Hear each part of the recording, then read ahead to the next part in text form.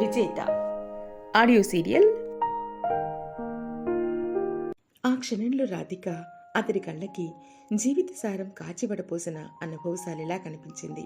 Operation జరిగిన రోజు రాధిక గురించి మాట్లాడుతూ ఉంటే విజయ్ ఆమెను ఎందుకు సమర్థించిందో ఇప్పుడు అర్థమైంది అతడికి.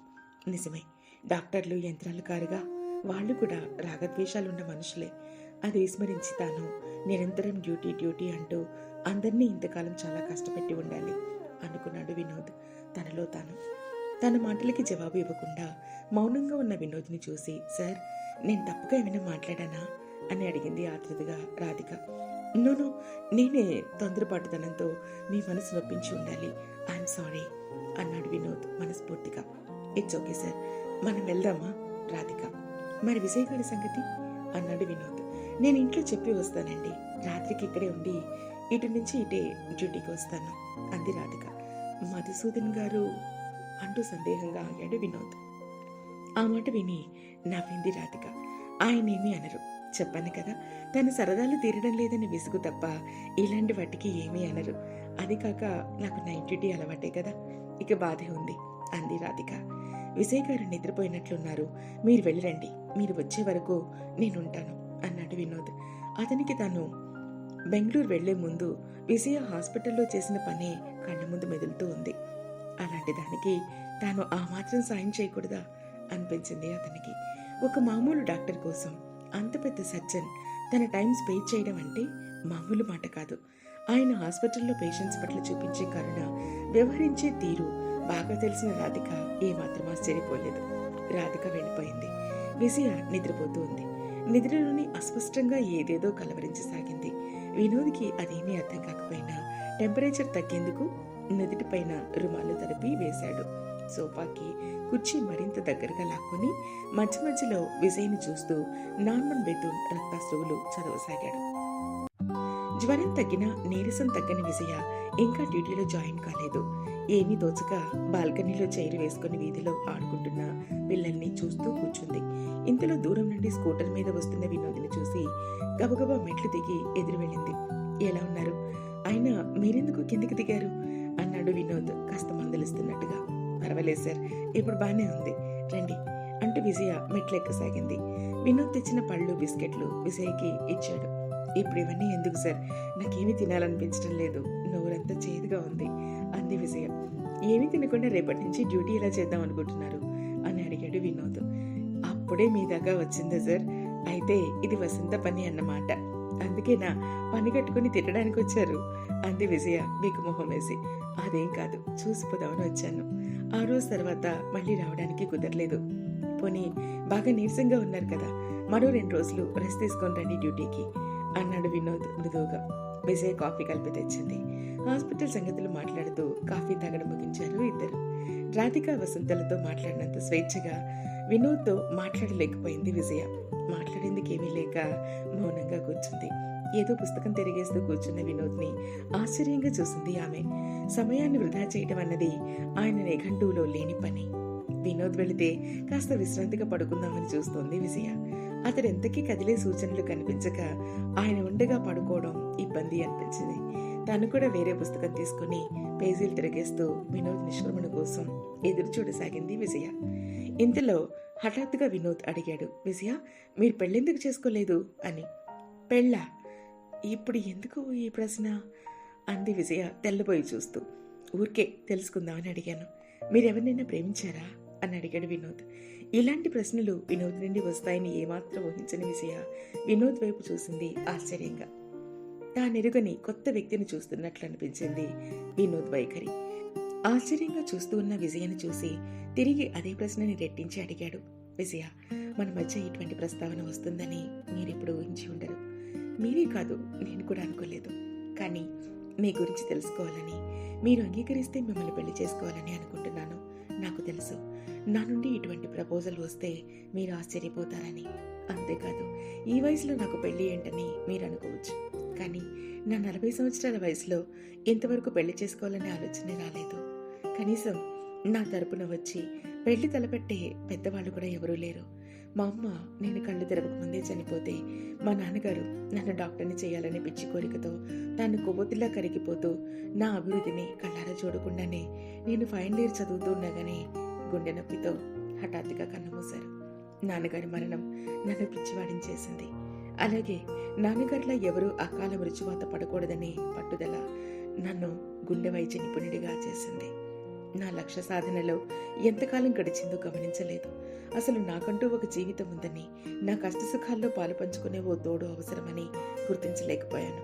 నాలాగే మీరు కూడా ఒంటరి వారని మొన్న మీ ఇంటికి వచ్చినప్పుడు తెలుసుకున్నాను. ఇంట్లో ఎవరు లేరా అని అడిగిన ప్రశ్నకి నేనొక్కదాన్నే అని మీరు అంటున్నప్పుడు మీ కళ్ళలో కదిలిన బాధ నన్ను కదిలించి వేసింది. ఆ తర్వాత జ్వర తీవ్రతలో మీ కలవరింతలు మీ ఒంటరితనాన్ని ఎత్తి చూపింది. నేను కూడా మీలాగే ఒంటరి వాడినే కదా అనిపించింది. అందుకే మనమిద్దరం ఒకటైతే ఎలా ఉంటుందన్న ఆలోచన కలిగింది. ముఖ్యంగా మనిద్దరి వృత్తి ప్రవృత్తి ఒకేలాంటివని భావిస్తున్నాను నేను. వృత్తిని దైవంగా భావించేవారు అంటే నాకు చాలా చాలా గౌరవం. అందుకే ప్రభాకర్ రాధికలని ఇష్టపడతాను నేను. వాళ్ళు ఏదైనా తప్పు చేస్తే చనువుగా మందలిస్తాను. వాళ్ళకున్న లిమిట్స్ వాళ్ళకున్న డబ్బుకు ప్రాధాన్యత ఇవ్వకుండా మనస్ఫూర్తిగా పనిచేస్తారని నాకు గౌరవం. ఈ హాస్పిటల్లో మేము ముగ్గురం ఒక టీంగా పనిచేస్తూ వచ్చాము ఇంతకాలం. మీరు మాతో వచ్చి చేరారు. మొదట్లో మీ రాకని చాలా క్యాజువల్గా తీసుకున్నాను. తర్వాత మీ స్వభావం పనితీరు నన్ను ముగ్ధుని చేసింది. అదే నన్ను మీ అనారోగ్య కారణంగా మీ ఇంటికి లాక్కు వచ్చింది. వయసులో మనిద్దరికి చాలా తేడా ఉండవచ్చు. గత 5 ఏళ్లుగా మీరు నన్ను చూస్తూనే ఉన్నారు. మీకు ఇష్టమైతే, మీకు అభ్యంతరం లేకపోతే మనిద్దరం జీవిత భాగస్వాములం అవుదాం అన్నాడు వినోద్ సూటిగా తన అభిప్రాయాన్ని చెబుతూ. హఠాత్తుగా వినోద్ నుండి అటువంటి ప్రతిపాదన రావడంతో ఏం మాట్లాడాలో దోచలేదు విజయ్కి. ఇది ఒక బాధ్యతారహితంగా క్షణికావేశంలో తీసుకున్న నిర్ణయంలా కనిపించలేదు ఆమెకి. అందరి ఆడపిల్లల్లా కలల్లో తేలవలసిన చిన్న వయసులో స్వేచ్ఛ కోసం, చదువు కోసం పోరాడి న్యాయంగా రావాల్సిన ఆస్తిని, కన్నతల్లిని, ఉన్న ఊరిని అన్నింటినీ మించి ప్రాణప్రదంగా ప్రేమించి చంద్రాన్ని వదిలి వచ్చేసింది ఆ రోజు. డాక్టర్ కావడం ఒకటే తన జీవితాశయంగా తలచిందన్నాడు. ఆ వేడిలో ప్రేమ, పెళ్లి లాంటి ఆలోచనలు లేకుండానే ఇంతకాలం గడిచిపోయింది. ఇప్పుడు వినోద్ పెళ్లి ప్రస్తావన తేవడంలో ఆనందపడాలో విచారపడాలో అర్థం కాలేదు విజయ్కి. ఏమీ సమాధానం ఇవ్వకుండా ఆలోచనలోకి జారిపోయిన విజయ్ను ఉద్దేశించి, నా ప్రశ్నకి సమాధానం ఇవ్వలేదు అన్నాడు వినోద్ చిన్నబుచ్చుకున్నట్లుగా. అంత పెద్ద డాక్టర్ చిన్న పిల్లాడిలా కనిపించాడా క్షణం విజయ్కి. ఆలోచనల నుంచి తేరుకుంటూ, అసలు ఈ ఆలోచన ఎలా కలిగింది మీకు? దానికి నన్నే ఎందుకు ఎంచుకున్నారు అని అడిగింది విజయ నిలదీస్తున్నట్లుగా. చెప్పాను కదా, ఒంటరితనం ఎంత శాపమో ఇప్పుడిప్పుడే అర్థమవుతోంది నాకు. నాలాగే ఒంటరితనంతో బాధపడుతున్న మీకు తోడు కావాలి అనుకుంటున్నాను అన్నాడు వినోద్ ఉద్వేగంగా. మంచి ఆలోచన, కానీ నా జీవితంలో ప్రేమ, పెళ్లి లాంటి ఆలోచనలకి తావే లేదు. అవన్నీ ముగిసిపోయిన అధ్యాయాలు అంది విజయ శూన్యంగా చూస్తూ. ఎందుకని అడిగాడు వినోద్ ఆదుర్దాగా. సారీ సార్, కొన్ని ప్రశ్నలకి జవాబులు ఉండవు. ఎందుకంటే అవన్నీ మర్చిపోయి ఇప్పుడిప్పుడే ప్రశాంతంగా ఉండడం అలవాటు చేసుకుంటున్నాను. తిరిగి వాటిని తిరగదోడి నన్ను ఇబ్బంది పెట్టకండి వణుకుతున్న గొంతుతో అంది విజయ. అంటే మీకు ఇదివరకే పెళ్ళయిందా అని అడిగాడు వినోద్. లేదు, కానీ చేసుకోవాలని లేదు అంది విజయ పొడిగా. అదేం, ప్రేమలో విఫలమయ్యారా అని అడిగాడు వినోద్. అదేం కాదు అంది విజయ. పెళ్లి కాలేదు, ప్రేమలో విఫలం కాలేదు, మరి ఏమిటి కారణం? నాతో పెళ్లి ఇష్టం లేదని చెప్పలేక ఇలా అంటున్నారా అన్నాడు వినోద్ నిలదీస్తున్నట్టుగా. డాక్టర్, మీకెలా చెప్పాలి? అసలు నా గురించి మీకెందుకు చెప్పాలి? తెలుసుకొని ఏం చేస్తారు?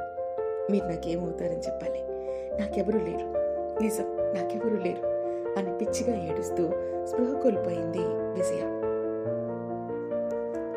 జ్వరం వల్ల నీరసించిన విజయ ఈ మానసిక సంఘర్షణకి తట్టుకోలేకపోయింది. అంత దురుసుగా మాట్లాడినప్పటికీ విజయ్ని ఆ స్థితిలో వదిలి వెళ్లలేకపోయాడు వినోద్. విజయ్ని పొదువు పట్టుకుని మంచం మీద పడుకోబెట్టి మంచినీళ్లు తాగించాడు. కొద్దిసేపటికి తెప్పరిల్లిన విజయ తన అనుచిత ప్రవర్తనతో వినోద్ని నొప్పించినందుకు సిగ్గుపడింది.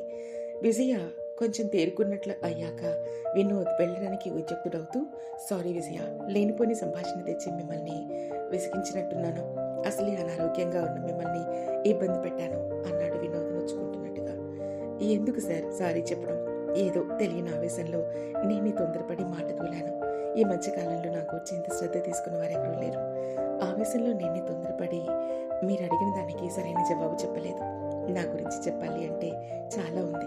నేను పెరిగిన వాతావరణం, కత్తులను, నేను గడిపిన నా బాల్యం చల్లని చందనం లాంటి మనసున్న మా అత్తయ్య వసుంధర, మా బావ చంద్ర గురించి అంతా చెప్పాలి. వినే ఓపిక మీకుందా? మీ అమూల్యమైన కాలం వృధా కదా అంది విజయ జాలిగా చూస్తూ.